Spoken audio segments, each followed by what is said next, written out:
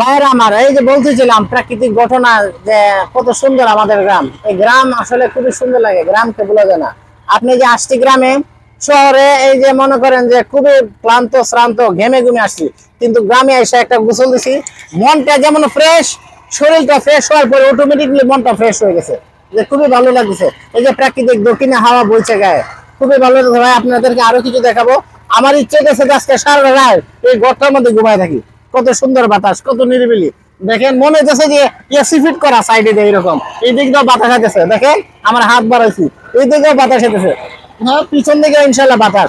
যাই হোক, এই ঘরটা দেখে আমি নামতে যাচ্ছি, ইনশাল্লাহ আপনাদেরকে আরো কিছু দেখাবো। এই যে দেখেন, এই যে দেখেন গ্রামের কত সুন্দর পানি, পরিষ্কার। আজকে ভাই এই পানিটা গোসল করছি, মন ভালো, মন। আমি 3 গ্লাস আমি অল্প খেলতাম, কত সুন্দর পানি ভাই। এই যে দেখেন কত সুন্দর গ্রাম। এই যে দেখেন সূর্যটা ডুবতেছে এখন, সূর্যটা ডুবতেছে দেখেন এখানে, কিন্তু মানে কিছু আবার দেখা যাচ্ছে। দেখেন কত সুন্দর পরিবেশ, পরিস্থিতিটা। এই যে দেখেন আবহাওয়াটা কত সুন্দর লাগে, দেখছেন গ্রামের পরিবেশ কত সুন্দর, কত আনন্দময়। আসলে খুবই ভালো লাগছে আমার কাছে পরিবেশ দেখে না।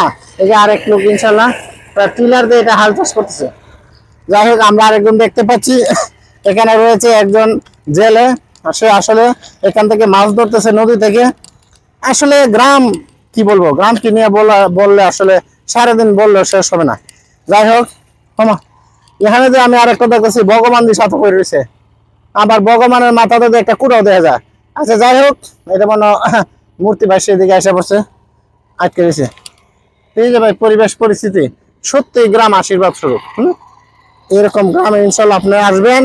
আপনারা যারা গ্রামের সাথে সম্পর্ক রাখবেন, যাদের বাড়ি গ্রামে, মাঝে মধ্যে আসবেন। কিছু কিছু মানুষ আছে ভাই 12 বছর 14 বছর জায়গা, এরপরে আসে না।